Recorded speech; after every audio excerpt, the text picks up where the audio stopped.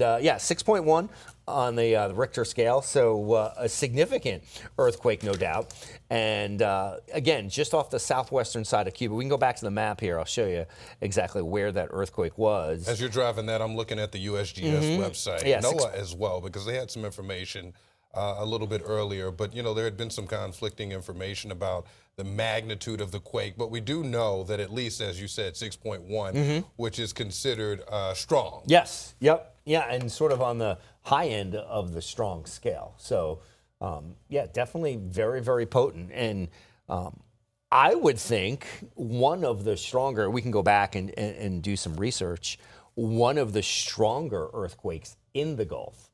So, and that's just an area that I don't think is a super active earthquake area. So, you know, I'll spin this a little further to the north for you to see if we can get some more information about that. And I know our producers are looking for that information as we speak as well. So as you head further to the north, I mean, you have so much oil and gas exploration in here. So whether it be off the Texas coastline, whether it be off the Louisiana coastline, Alabama coastline. So there is a lot of drilling going on in that portion of the Gulf, the northern portion of the Gulf off of Texas. And you've got wells all over the place.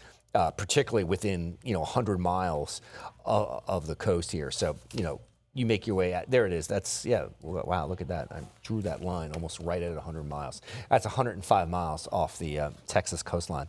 So you've got a lot. And again, when you're drilling that deep into the Earth's crust, I mean you're putting a hole in it to extract oil and gas.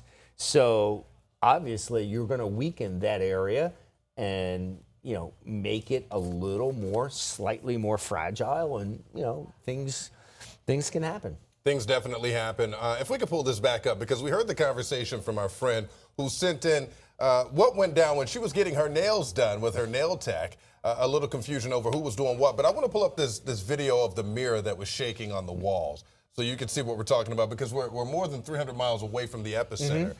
There it is right there. So how far? 350. 350 miles away. That was in, if I remember correctly, about South Tampa area there? Yes, yep. And this is what was going on at the time when the person saw that mirror shaking on the wall.